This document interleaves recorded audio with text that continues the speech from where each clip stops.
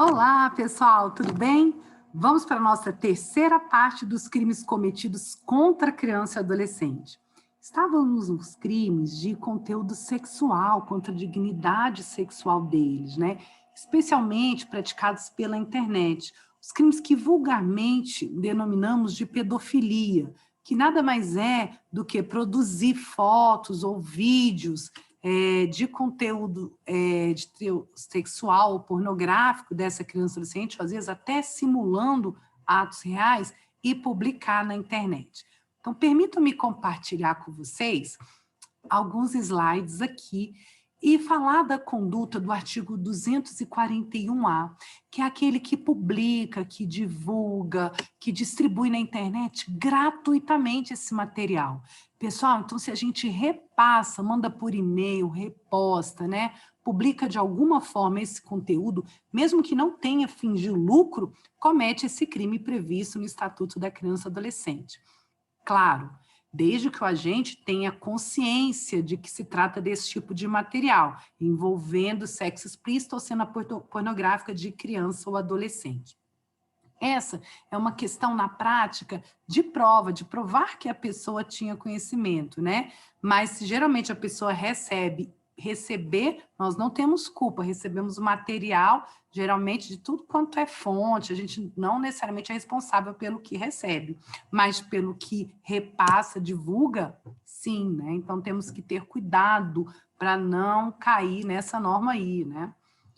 Essa norma criminaliza também a conduta do responsável legal pelo provedor de acesso ou de conteúdo na internet. Então, ela chama a responsabilidade criminal desses sujeitos. Mas não é em qualquer caso. Apenas se notificados para desabilitar aquele conteúdo, eles não fizeram. Então, convém que a autoridade judiciária fixe um prazo de 24 horas, 48 horas para desativar, sob pena de incorrer nesse crime. Então, apenas quando notificados e se omitirem é que eles podem estar praticando esse crime. Os provedores de acesso ou o de conteúdo, onde estão armazenados esses materiais, né? Então, tá certo. Vamos lá. A próxima figura típica do 241B é de quem adquire, possui ou armazena. Então, a pessoa recebeu e armazenou esse tipo de material aí no computador dela. Se for de pequena quantidade, a pena é diminuída bastante, de 1 a 2/3, né? A reclusão que é de 1 a 4 anos, que iria para a vara criminal, tem a pena bastante diminuída aí.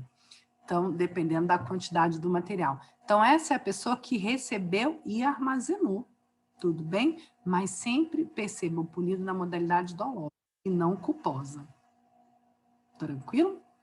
Então, vamos, pessoal. Seguimos aí a nossa matéria.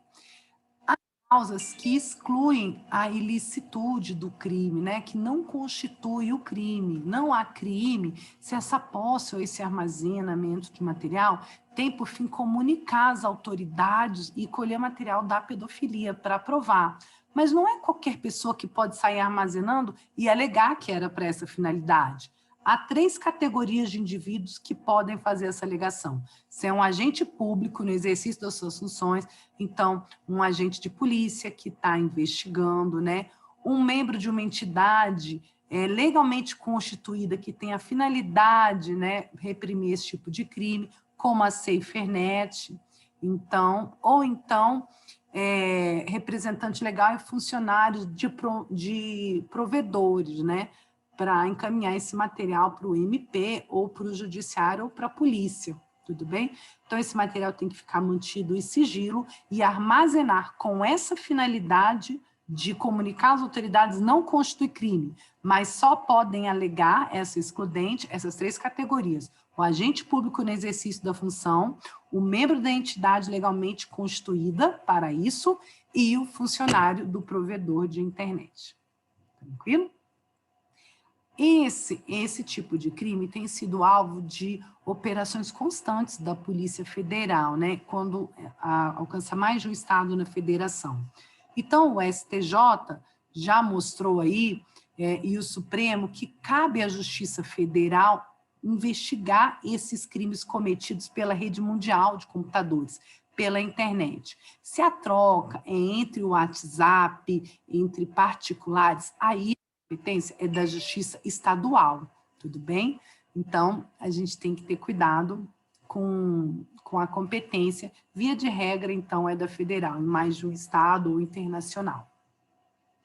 Também comete crime quem simula a participação de criança e adolescente nesse tipo de vídeo. Então, faz a montagem.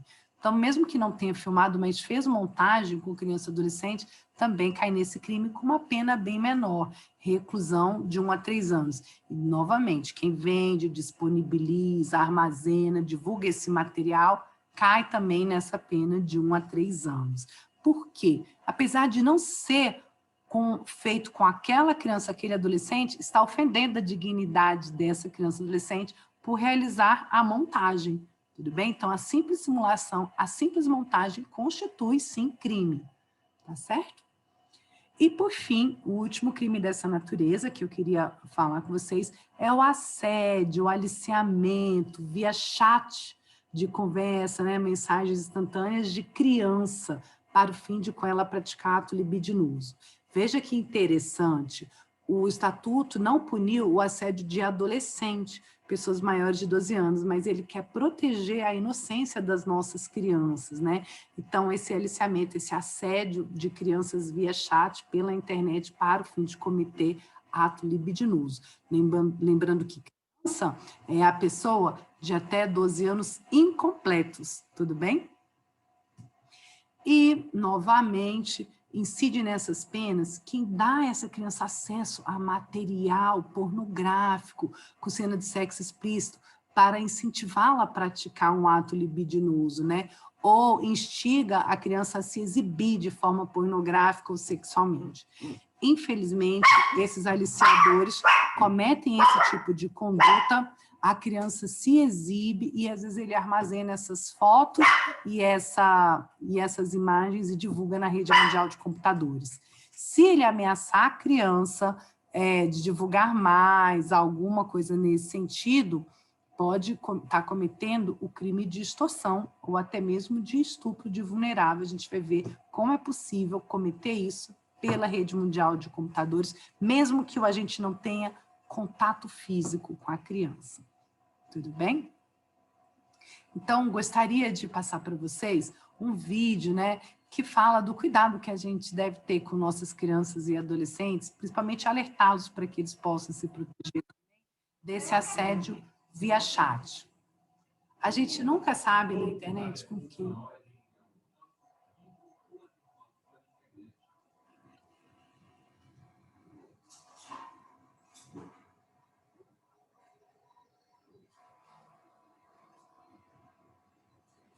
A gente nunca sabe com quem está falando do outro lado, né? Então, todo cuidado é pouco na hora do uso da internet. Então, às vezes, nem sempre quem está do lado é quem a gente imagina, né? E aí, há muitos riscos, as crianças e adolescentes estão muito expostas a isso, ainda mais nessa época de pandemia, né? Olha esse vídeo que fala um pouco disso.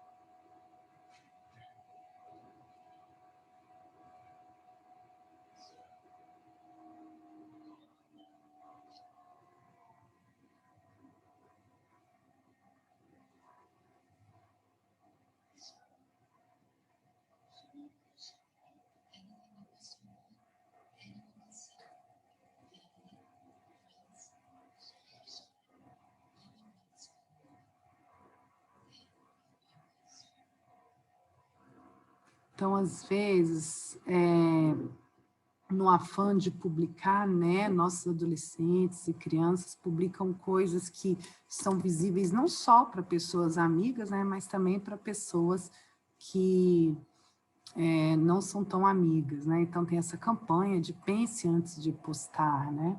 Que chama a atenção para isso, que uma vez colocado na rede mundial de computadores, qualquer um pode ter acesso. O que a pessoa vai fazer daquilo, muitas vezes sai do nosso controle.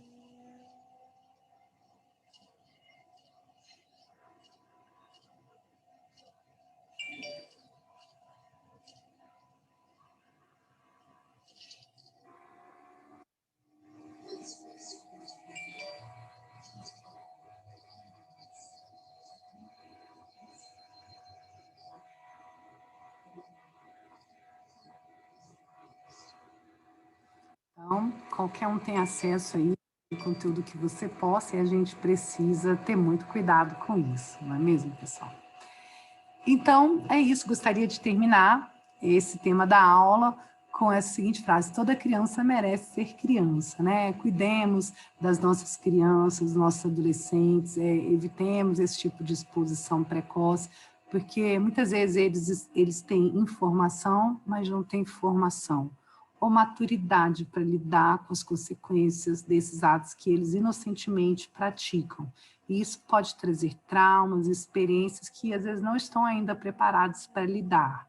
Então, cuidemos de nossas crianças e adolescentes, cabe primeiro a nós, pais, né, protegê-los e que todos nós sejamos alerta nesse sentido. Tá bom? Um beijo grande para você e até a próxima aula com outros contra criança e adolescente. Um beijão.